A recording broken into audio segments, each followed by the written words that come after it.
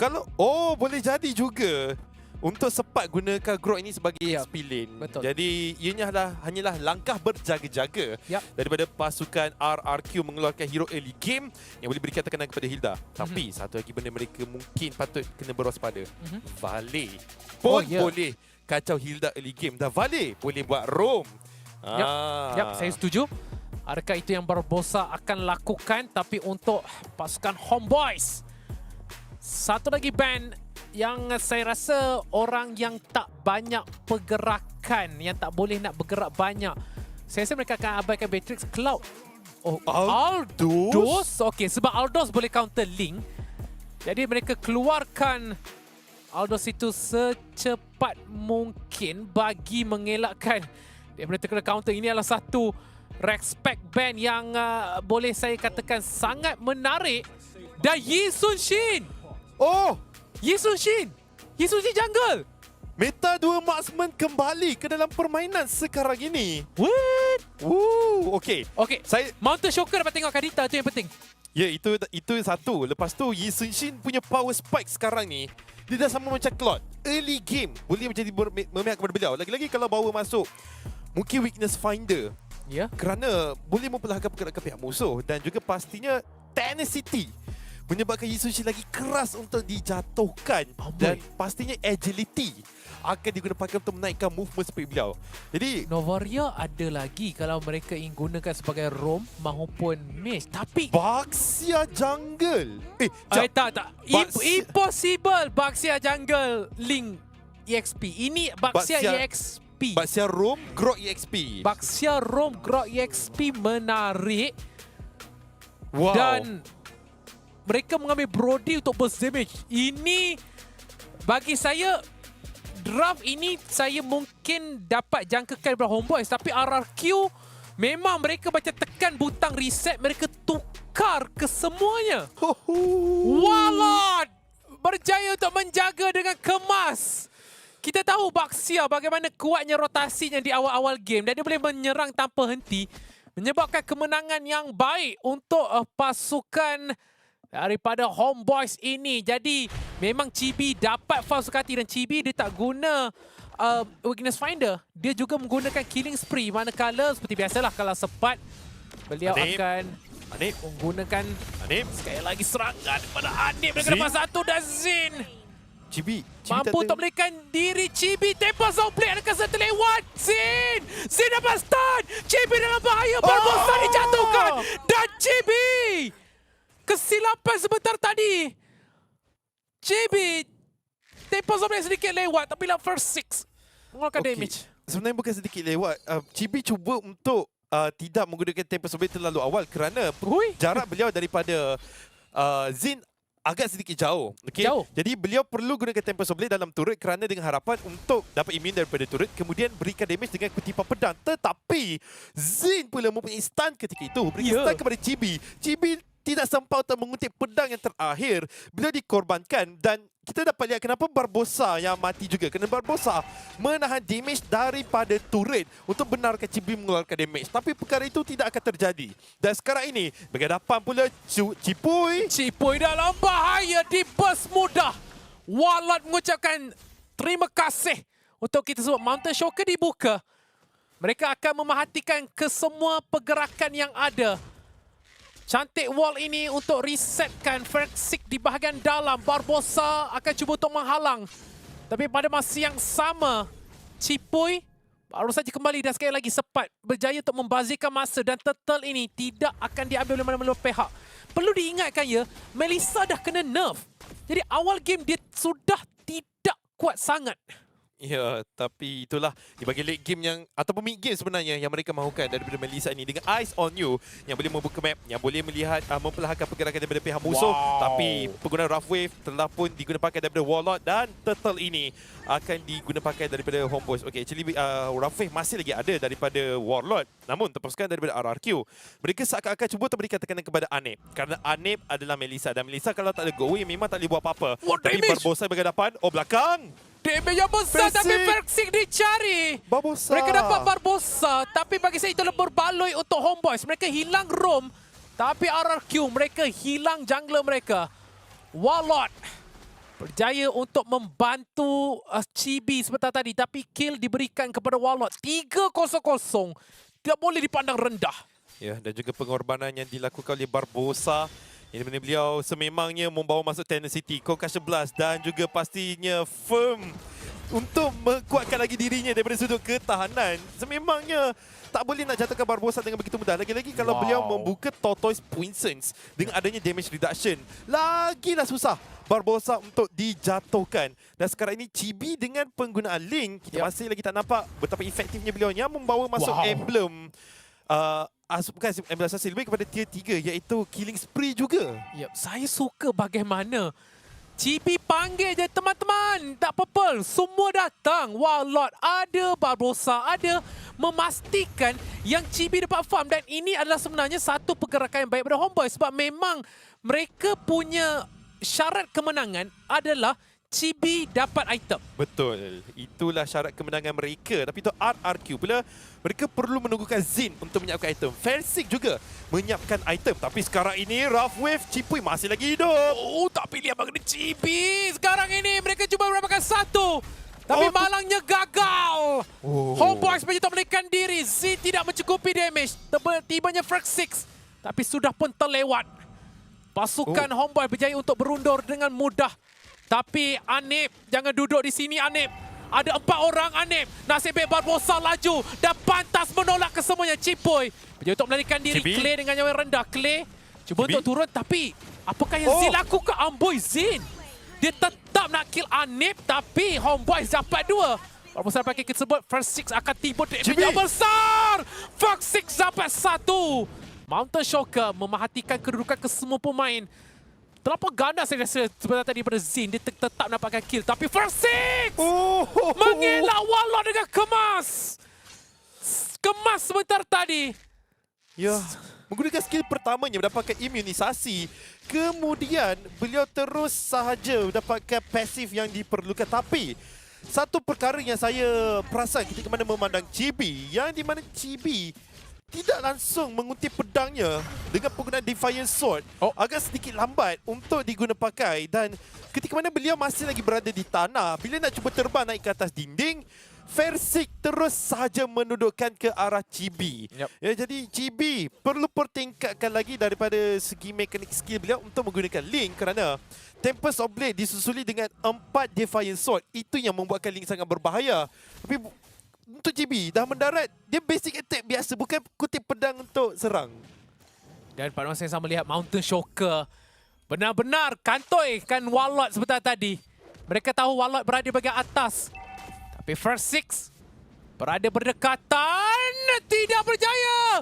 Warlord nasib baik berada dalam bentuk rough wave. Warlord mungkin berjaya untuk melarikan diri. Tapi lihat bagaimana Barbosa juga dalam bahaya. Banana melakukan gangguan. Barbosa pantas jadi sprint.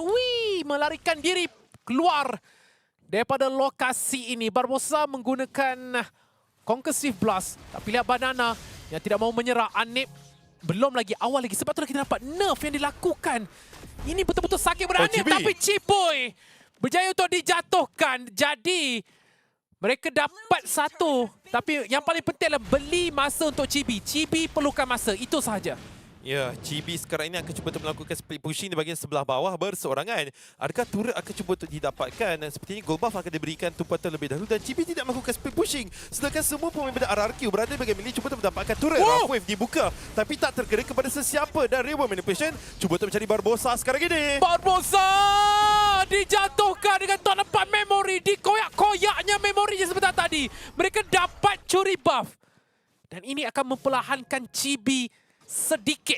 Chibi berada dalam bahaya nasib. Tapi at least turret perlu dilakukan. Menjatuhkan satu turret di bahagian bawah, iaitu turret dari pasukan RRQ. Tapi sekarang ni Homeboys, mereka tidak berjaya untuk mendapatkan sebarang objektif. Ada satu turtle dalam tangan mereka, tapi masih lagi satu turret, satu Lord dan juga mungkin untuk pasukan Homeboys, kita tahu Chibi dah mungkin berlatih untuk menggunakan Link. Tapi beliau tidak boleh bersedia untuk menentang dengan Yi Sun-shin yang dibawa masuk oleh Fersik. Ya, kita lihat item untuk Chibi. Beliau baru je ada 3 item.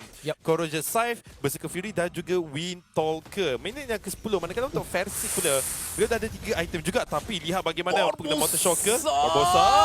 Cukup! Begitu tinggi damage. Banana lihat Walon! Membalas! Chibi dapat Cipuy tapi Banana Fersik. akhirnya dijatuhkan. Pantas Chibi melarikan diri tapi Fersik mengejar. Satu lagi serangan. Tembakan. Piu! Oh, nasib baik di Fire Sword ada. Ketika mana Chibi berada atas dinding tu ya, Fersik. Beliau dah ada 3 item. Tapi 3 item ni sangat-sangat menyakitkan. Ya. Adanya War Axe, adanya Endless Battle dan juga Malefic Roar. Blade of Despair yang akan disiapkan tak lama lagi. Tapi kutipan gol yang tertinggi sekali saya boleh katakan diberikan kepada Zin ya dekat sini. Di mana beliau dah ada 3 item. Tapi hampir menyiapkan item yang keempat.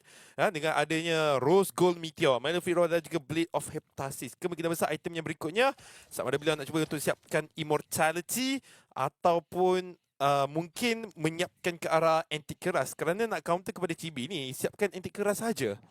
Yap, Anti-Keras mampu untuk menghentikan pemain ini. Tapi Banana, dia ada semua. Dia ada sedikit Dominance Ice, dia ada sedikit nak menyiapkan Anti-Keras, dia ada juga Magic Resist. Jadi Banana ataupun item Fredrin semuanya mencukupi. Dan buat masa sekarang, lihat Fersik begitu pantas. Walon sudah pun diperhatikan. Dia betul-betul nak pergi bahagian belakang. Kenapa Fersik seperti dapat melarikan diri.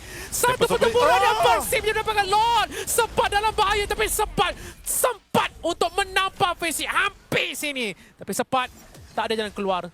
Tak ada. Oh boy. Bukan satu tapi 2 flicker digunakan di kawasan berbeza. Zin dalam bahaya. Anip. Ini yang saya katakan, nerf kepada Melissa agak besar. Lagi prefer kalau mereka membawa masuk Claude kerana Claude masih lagi boleh berikan impact yang cukup-cukup besar Quantum kepada pasukan. Okey, cakap pasal Quantum Charge. Yeah. Zin Quantum Charge. Brody Quantum Charge. Agak menarik tapi relevankah perkara tersebut? Kerana untuk Melissa sepatutnya lebih ke Weakness Finder. Ya, Weakness Finder. Betul. Memperlahankan pergerakan pihak musuh. Banana damage yang diterima daripada Anip.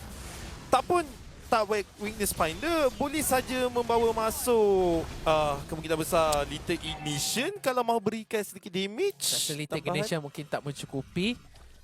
Tapi bukan Impure Rage. Ya. Itu satu Bukan Impure Rage ganti dijamin, tapi Quantum Charge mungkin bersesuaian. Tapi yang paling penting sekarang ini, kita sudah mula nampak Chibi tetap berjaya untuk mendapatkan buff tersebut.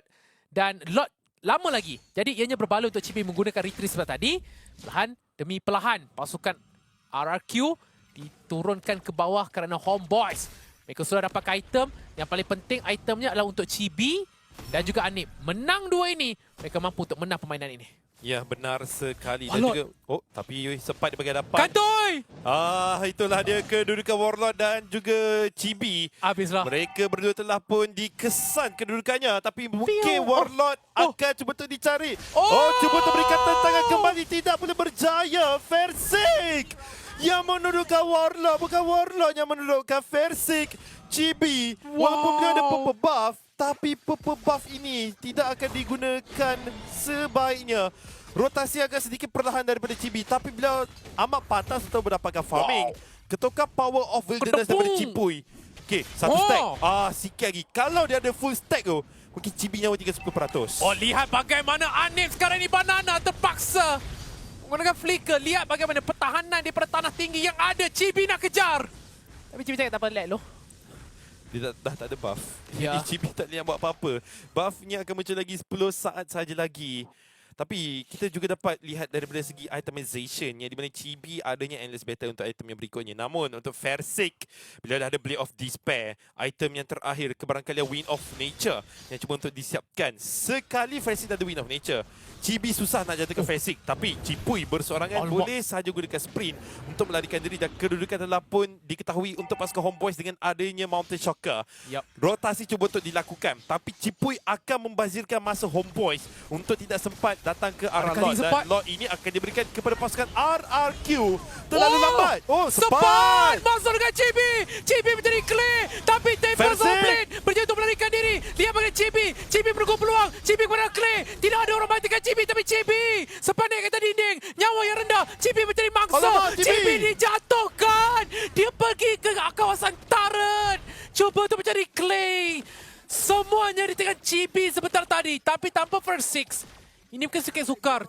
Yang paling penting Homeboys, masih lagi ada Anip. Dan Anip boleh melakukan clearing wave yang agak pantas. Tapi Banana kunci pertahanan mereka. Lihat bagaimana Anip melakukan serangan. Ditariknya Lord ke bahagian tepi. Mereka cuba untuk membazirkan masa. Bijak daripada Anip dan juga Barbosa. Mereka berjaya untuk keluar Cipoy. Hampir kehilangan immortality-nya. Semuanya bagi saya kredit perlu diberikan kepada Anip dan juga Barbosa yang menarik Lord tersebut ke tepi.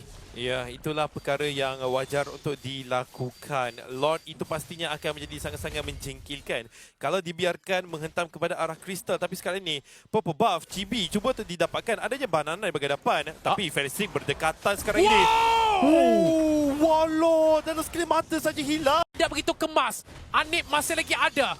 Tapi Anip tidak berjaya. Banana menarik. Railway manipulation digunakan. Chibi ke depan. Tapi lihat bagaimana Zain memberikan fokus sahaja kepada Crystal. Mereka cuba untuk menangguhkan masa. Tetapi masa bukanlah sesuatu yang mereka boleh tangguhkan terlalu lama. Anip cuba sebaik mungkin. Tetapi selama-lama mana pun mereka bertahan, tetap terjatuh juga, tetap tersungkur. RRQ mencari kemenangan pertama dan mereka akan dapatkannya dalam masa 17 minit.